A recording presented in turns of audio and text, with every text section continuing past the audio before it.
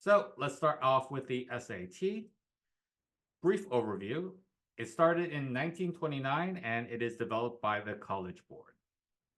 It emphasizes general reasoning and problem-solving skills. It's widely accepted by US colleges and universities. It is also accepted by many international schools.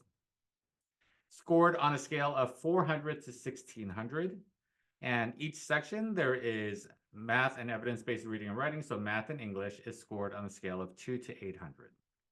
There is no subject testing as of 2021, and there is no essay as of 2021. For those of you who took the test before, there was subject matter that you could take, and there was also an essay option. And as of March of 2024, the test has gone fully digital. So there's no more paper test involved. So let's talk about the digital SAT. It was first administered March 24. It is an adaptive test for each student. So the test can technically be different for every single student who takes it in a certain time period. The adaptive nature is that the questions themselves are mixed up and there are two parts to each section. So the English section will have one part, and then how well the student does on that section will determine how difficult the questions will be on the next section. The same thing does apply to math. How well they do in the first adaptive section will determine the questions that they receive in the second section. So changes to portions of the test. The reading and writing portions have been combined into a single English section. They used to be two separate sections. Calculator and no calculator portions of the math have been combined, and you are allowed to use a calculator on the entire test. They removed the penalty for wrong answers, so they do encourage guessing if the student is able to eliminate possible answers and try to guess correctly. The questions are now weighted on difficulty. More difficult questions will garner higher points. There's another thing about the adaptive portion. So the first portion of English, the first portion of math is considered average difficulty. It will mix difficult questions, medium questions, and easy questions. If you do poorly in that half, you will be removing the difficult questions from the second half. So a lot of students will come out of the test going, oh, wow, that section was a lot easier than I thought it would be. That usually will mean that they received the easier adaptive portion. The downside of that is that it will highly limit their scores. If you get the easier section, that can cost anywhere between 100 and 200 points in what is available. Total time of the test is now 2 hours and 24 minutes. It's actually 2 hours and 14 minutes, but there's a 10-minute break in between sections. So it is a much shorter test than it used to be. So the reading and writing modules are 32 minutes each at 27 questions. Math, as I said, 10-minute break, and math is 35 minutes at 22 questions. Please note that in most cases, students will have over a minute per question.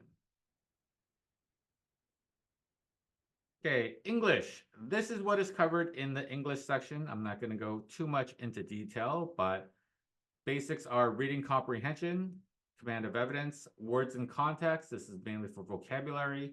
Analysts in history, social studies, and in science. So some of the material that is presented will be historical. Some of it will be social studies or humanities related, and some of the questions will be science related. Expression of ideas, standard English conventions. This is actually just grammar. Many students will actually need to review their grammar before taking the test, and writing and language. So the main changes to the DSAT or the SAT going digital. English, the passages have changed from 650 words to 150 words. So the passages are much shorter than they used to be. There's one question per passage. Again, each passage is only 20 to 150 words. They will be mixing the English language and the reading comp questions all together. Previously, with a 650 word cap, that would be, I believe, 8 reading comprehension questions per reading passage. There is a diversity in passages, which is now including poetry. For students who have struggled in poetry throughout English, it would be a good time to review. There is an inclusion of passage comparison. So students will be given two different passages that are talking about a similar subject, and students will need to compare those. And there's a higher focus on understanding and literacy. So again, 54 questions in a total of 64 minutes.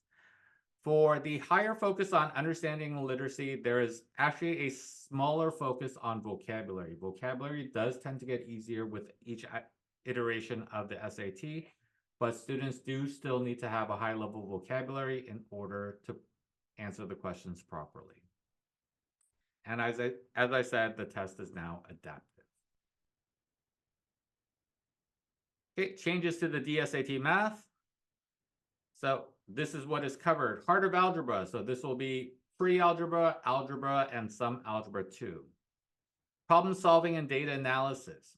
These will be what would be considered more science style questions. So students will be given data and will be told to analyze said data.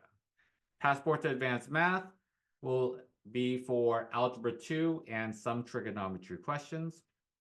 And then additional topics in math would include things such as geometry.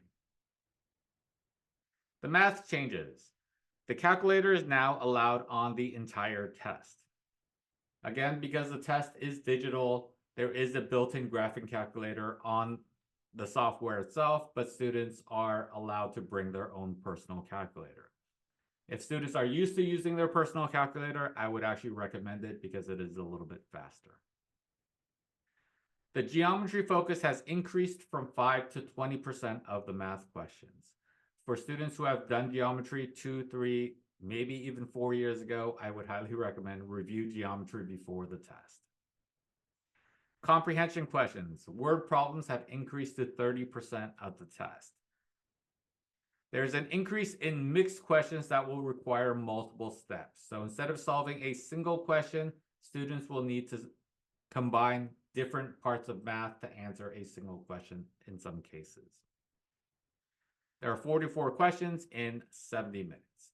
So roughly about 1.5 minutes to 2 minutes per question. And please note that 33 of those questions are multiple choice and 11 are free response. So not really much guessing involved in the free response. The students will either have to know it or not. The geometry formulas are provided for the students. And once again, the test is adaptive. In the recent SATs that were taken in March and May, and then they also did the PSAT as well as international testing last year, math has seen the biggest score changes for students, and it has not been in a positive way, but in a negative way.